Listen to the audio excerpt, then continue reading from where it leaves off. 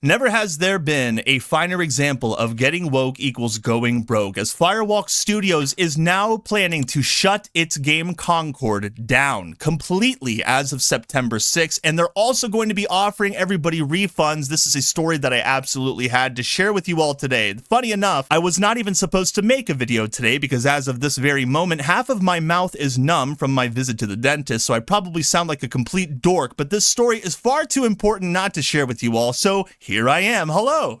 So check this out. We've got it right here on the PlayStation website. Concord fans, we've been listening closely to your feedback since the launch of Concord on PlayStation 5 and PC, and want to thank everyone who has joined the journey aboard the North Star. Your support and the passionate community that has grown around the game has meant the world to us. Here's my question. Who is Firewalk Studios talking to? Your support and the passionate community that has grown. What community has grown exactly? They wouldn't happen to be referring to the people who are playing on PlayStation and Steam, would they? Because on Steam, they have a reduced player count and it's been diminishing as the days go by, getting lower and lower. I think at one point they were in the double digits. They must be talking about all of the shills that defend them all day long on X, because everywhere else, this community does not exist at all. So let's continue to read this. However, while many qualities of the experience resonated with players, we also recognize that other aspects of the game and our initial launch didn't land the way we'd intended. Oh yes, how about those pronouns that you put on every single character, including a robot that makes absolutely zero sense? Perhaps that was one of the aspects of the game that they feel did not land properly. In fact, I'd say that that was one of the things that kicked off the animosity that people feel towards this game. Concord is a game not made for the general populace of gamers. It's made for a very niche group of people that did not even show up at the end of the day. This game is an absolute disaster, 100%. But they say, therefore, at this time, we have decided to take the game offline beginning September 6, 2024, and explore options, including those that will better reach our players. What kind of options? Like laying off your own people, shutting your studio down, maybe making a video game that people actually want to play that does not have a bunch of nonsense in it, such as transsexual characters and pronouns, or racism for that matter? I don't know. Maybe you guys could go back to the drawing board and really think about what you should do next, because as of this moment, your game is a complete failure and many players out there are not supporting you as you claim. While we determine the best path ahead, Concord sales will cease immediately, so they're not going to sell it anymore, and we will begin to offer a full refund for all gamers who have purchased the game for PS5 or PC. So they're not just trying to maintain their community. I'm assuming that they're giving full refunds out because there are so little people playing that they just cannot maintain the game and the servers. There just aren't enough people to play. So Firewalk Studios feels that people are just wasting their time owning the game and actually trying to find a match. They just can't find matches. Firewalk is like, all right, never mind, just give us the game back.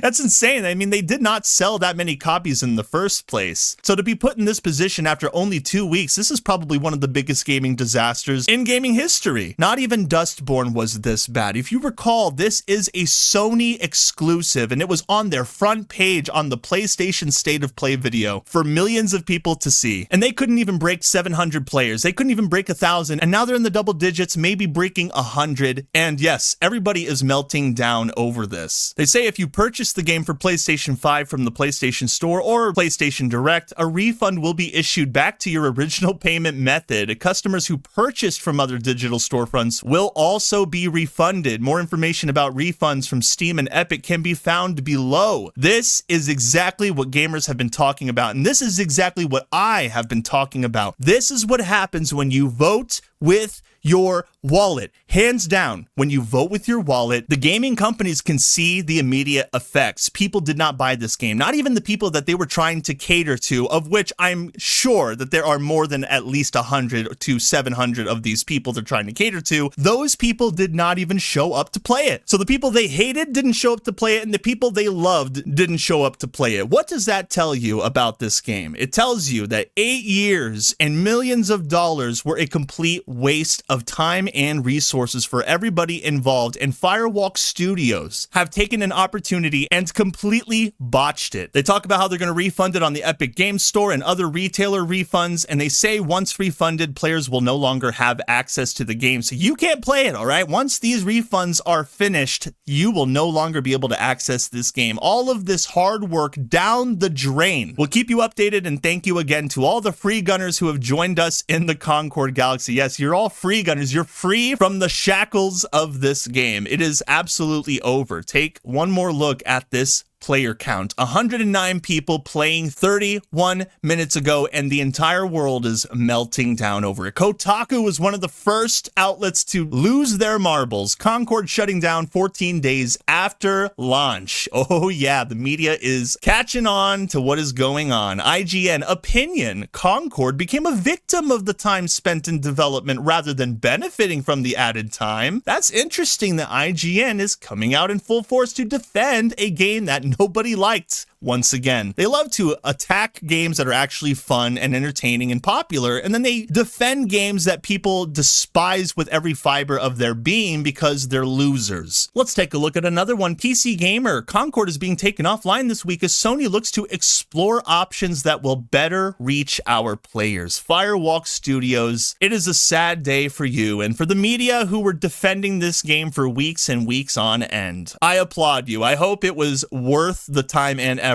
because it ended up amounting to absolutely nothing. So let's take a look at some of the content creators who are getting really mad, including Khalif, who has been against gamers since day one. I just absolutely hate that chuds will take this as a win, and it will embolden them to be even worse. I hate it so much. They're so triggered. They're mad over this. Other people's opinions, these people cannot stand. That's why they react so irrationally and over the top. They say that they hate it. They can't stand it. They cannot fathom the thoughts that are going through their minds right now. How dare these other gamers get a win when I have been attacking them this entire time? What is wrong with these people? Can they not have a conversation with the people that disagree with them? Apparently not. These people are melting down on the internet. I can't even imagine how many other people who've been attacking gamers are reacting to this. I imagine it's not very good. Honestly, what did Firewalk Studios expect when they're pushing trans characters, pronouns in their games, racism in the storylines of the cutscenes that they add every week? What did they expect would happen? PlayStation's latest agitprop game, Concord, officially confirms that Baz is transgender. So whoever made this meme was spot on, and they talk about it in this screenshot. There's no substitute for experience, and in short order, Baz had experience up and down the whole shipping pipeline, from sorting to stamping, from routing to packing to fuel allocation and bulk delivery efficiencies. Now here's where it gets super spicy, but he turned away again after her gender transition. They are talking about Baz, of course. Baz used to be a man, but got a gender transition in a Concord first-person shooter game that is a lot like Overwatch. They're putting gender transition into this pronoun game. So the girl that you're looking at right now is actually a dude. And not only is that true in the video game, it is also true in real life as well. As per Brutus, now it all makes sense, pointing out an article that was written the other day. Musician Mila Jam makes history as first playable black trans woman in a major studio's video game. These people are absolutely obsessed with being the first in every category imaginable. First black woman to travel in space on fire with a lasso. First black trans midget to go to the store at midnight and do 3 somersaults. First black trans man to play a black trans woman in a video game about pronouns. I mean, honestly, they have to be the first at everything. It's no longer about bringing quality to your customer base. It's about bringing ideology. And if you can't have ideology in your game and people don't accept it, then that game might as well not even exist. And that looks to be exactly where this game is headed. And here's a little callback to how much this game actually made and how many copies they actually sold. Concord is estimated to have sold around 25,000 copies. That's an insane number, right? No, it's actually almost nothing at all. It's barely the population of a town. 10,000 copies on Steam, 15,000 copies on PlayStation. NPD claims that low awareness contributed toward poor sales. This will go down as the biggest bomb in PlayStation history. Awareness has nothing to do with the poor sales, Javesh says. The developers made the game for the vocal minority of Twitter and refuse to listen to criticism. And that's what I feel that Firewalk Studios and PlayStation are doing. I don't feel like they're talking to their actual community who played this game. I feel like they made this post on PlayStation and couldn't wait to get it to X, because the only people in this world who support this game are people who don't even play it, who sit on Twitter all day long and attack anti-woke YouTubers for disliking something. Those are the types of people that are defending this game. And those same people, who are hypocrites by the way, are defending this game and then not going to play it. They're not supporting this game as much as they think that they're doing, and everybody else can see their BS. How are you going to go online and get 29,000 likes on a post about Concord and how much you love it and how much people should support it, and then have no turnout from that tweet that you make? It really is insane how people are going out of their way to completely avoid this game at every waking opportunity. And now we're seeing the result of people choosing to vote with their wallets. We're seeing the result of gamers taking a stand and saying, no, Sony, we don't want your stupid pronoun slop. Give us a game that is actually fun, that we can play for a long time and enjoy. I remember playing the beta for like 3 hours. I thought that the gameplay was okay, but I could not see this game lasting a long time. And I've made the call before that this game would be a complete disaster, because how can you make a live service game with no players function over a long-term period? You really cannot, because players keep that game alive. And without players, you can't have matches. And without matches, you can't have a game. And without a game, you've got nothing. And nothing